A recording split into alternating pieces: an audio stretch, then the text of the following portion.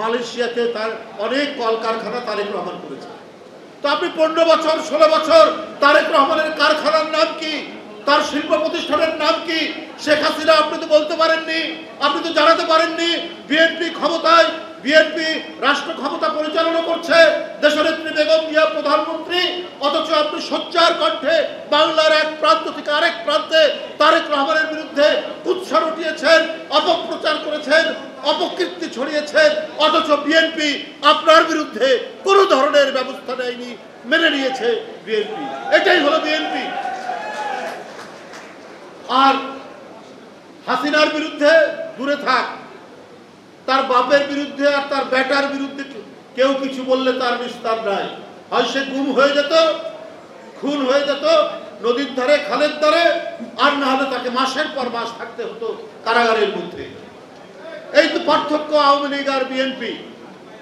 মালয়েশিয়াতে তার অনেক কলকারখানা তারেক রহমান করেছে। তো আপনি 15 বছর 16 বছর তারেক রহমানের কারখানার নাম কি, তার শিল্প প্রতিষ্ঠানের নাম কি শেখ হাসিনা আপনি তো বলতে পারেননি, আপনি তো জানাতে পারেননি।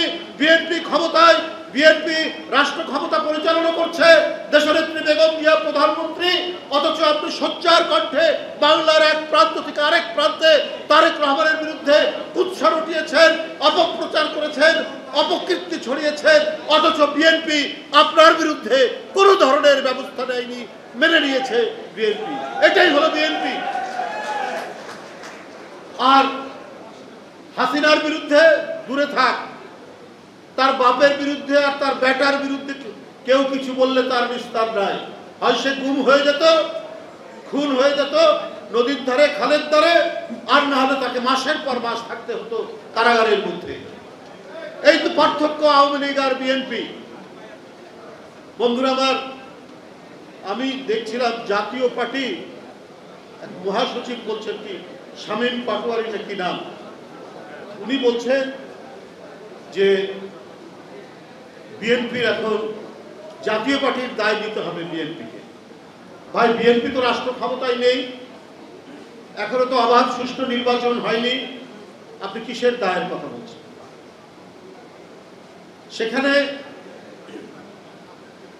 আপনার নুরুল হক নুরু ডাকসুর সাবেক বিপিন একটি অফিস, সেই কার্যালয়ের মধ্যে তাকে আক্রমণ করা হলো, আক্রান্ত করা হলো। আমরা প্রথমে শুনেছিলাম জাতীয় পার্টির সাথে গোলমাল, কিন্তু পরে তাকে যে আঘাত করছে সেই কি লাল শার্টটা, হলুদ শার্ট পরা লোকটা, সেটা কে? যে কেউ যে কারো বিরুদ্ধে কথা বলতে পারে, এটা গণতন্ত্রের স্বীকৃত একটা পন্থা। যারা রাজনীতি করছেন কেউ বিএনপির বিরুদ্ধে বলতে পারেন, বিএনপির যদি কোথাও সমালোচনা করার থাকে বিএনপি সেখানে সমালোচনা করবে। তো আপনি আবার দায়িত্ব নেওয়ার কথা বলছেন কেন? বিএনপি জাতীয় পার্টির দায়িত্ব নেবে? আপনারা কারা? যখন ইলিয়াস আলী গুম হয় তখন কোথায় ছিলেন? যখন চৌধুরী আলম গুম হয় তখন জাতীয় পার্টি কোথায় ছিল? তখন তিনি সিনিয়র যুগ্ম মহাসচিব, কারাগারে নিয়ে গেছে শেখ হাসিনার সমর্থিত মঈনুদ্দিন ফখরুদ্দিনের সরকার। তারপরে তিনি প্রায় 2 বছর কারাগারে থাকার পর ওনার মুক্তি হয়েছে। তাৎপর্যপূর্ণ এই জন্য, এখানে অনেক রাজনৈতিক, সামাজিক, সাংস্কৃতিক অনেক বিষয় তো এর মধ্যে জড়িয়ে। আপনারা বলবেন সেটা কেমন? কারণ তারেক রহমান হচ্ছে জাতীয়তাবাদী শক্তির যে ধারাবাহিক নেতৃত্ব, সেই নেতৃত্বে তিনি প্রতিষ্ঠিত হচ্ছেন। তখন এটা তো জাতীয় এবং আন্তর্জাতিক যারা বাংলাদেশের বিরোধী, তাদের যারা স্থানীয় প্রতিভূ যারা, তারা এটিকে মেনে নিতে পারেনি। ওইখানে উপস্থিত আছেন আরেকজন বিশিষ্ট সাংবাদিক, বিএনপির নেতা কাদের গনি চৌধুরী। যা হোক, আমি যেটা বলছিলাম, কেন মেনে নিতে পারেনি? যে জাতীয়তাবাদী শক্তির উত্থান হলে তারা যেভাবে চায়, যেভাবে দেশ চালাতে চায়, হাসিনাকে দিয়ে যে সহজে, যে আনন্দে তারা দেশ চালাতে পেরেছে, তারেক রহমান থাকলে সেইভাবে দেশ চালানো যাবে না। আপনাদের মনে আছে যে বাংলাদেশের অর্থনীতি অনেক অপপ্রচার দেওয়া হয়েছে তারেক রহমানের বিরুদ্ধে, তার বিরুদ্ধে বিভিন্ন সমালোচনা করা হয়েছে। কিন্তু দেশীয় অর্থনীতি আজকে যেমন দেউলিয়া। আপনার প্রিয় কাপড়ের যত্নে এলো এনজাইম সমৃদ্ধ Arik silver wash detergent powder 500 গ্রাম মাত্র 70 টাকা। প্রিমার্ক। লক্ষ কোটি, সেদিন শুনেছি 17 লক্ষ কোটি টাকা পাচার হয়েছে, এখন শুনছি কয়েকদিন আগে পেপারে এসছে 22 লক্ষ কোটি টাকা পাচার করেছে শেখ হাসিনা। তো বিএনপির 5 বছরে লক্ষ কোটি টাকা, হাজার কোটি টাকা পাচারের কাহিনী তো আর আওয়ামী লীগ বলতে পারেনি। আওয়ামী লীগ সমর্থিত যে অর্থনীতিবিদরা আছে তারাও বলতে পারেনি। তার একটা স্লোগান ছিল, সে স্লোগানটা আপনাদের নিশ্চয়ই মনে আছে, কি এতটুকু প্রত্যাশা গড়ে তুলবে, কি জানো আমি এটা ভুলে গেলাম আর কি। বেশ চমৎকার একটা, অর্থাৎ নিজের পায়ে দাঁড়ানোর একটু প্রচেষ্টা, একটু উদ্যোগ, একটু প্রচেষ্টা। এই যে একটা সামান্য স্লোগান ধর্মী একটু কবিতার মতো, কিন্তু এটা আমি বলেছি যে অত্যন্ত তাৎপর্যপূর্ণ। আমার মনে আছে আমি তখন কৃষি ব্যাংকের চেয়ারম্যান, রাজশাহী কৃষি উন্নয়ন ব্যাংকের চেয়ারম্যান। আমি প্রায় ওনার 2-1টি প্রোগ্রামে যাচ্ছি। সারা বাংলাদেশে তিনি হাঁস মুরগি দিচ্ছেন, সারা বাংলাদেশে তিনি দরিদ্রদের মাঝে ছাগল দিচ্ছে। নিজের পায়ে দাঁড়ানোর, অর্থনৈতিকভাবে স্বাবলম্বী হওয়ার প্রচেষ্টা। উনি তখন সরকারে নেই, তার দল সরকারে আছে, তিনি সরকারে নেই। তার সামর্থ্য অনুযায়ী তিনি গ্রামের সেই সমস্ত দরিদ্র মানুষ, হতদরিদ্র মানুষকে তিনি ছাগল দিচ্ছেন, হাঁস মুরগি দিচ্ছেন, এবং যারা মানসিক প্রতিবন্ধী, শারীরিক প্রতিবন্ধী তাদেরকে তিনি কম্পিউটার দিচ্ছেন। এইভাবে তিনি সারা দেশে তার রাজনীতিটা শুরু করেছেন, জনকল্যাণ, মানব কল্যাণ, দরিদ্রদের মাঝে কাজ করার মধ্যে দিয়ে। এবং যার কারণে বাংলাদেশের অর্থনীতি ছিল মজবুত অর্থনীতি। এখন আপনি যান, আপনি 50,000 টাকা ব্যাংক থেকে তুলবেন, কোনো ব্যাংক আপনাকে দেবে না, কোনো ব্যাংক আপনাকে দিতে পারবে না, ব্যাংকে টাকা নেই।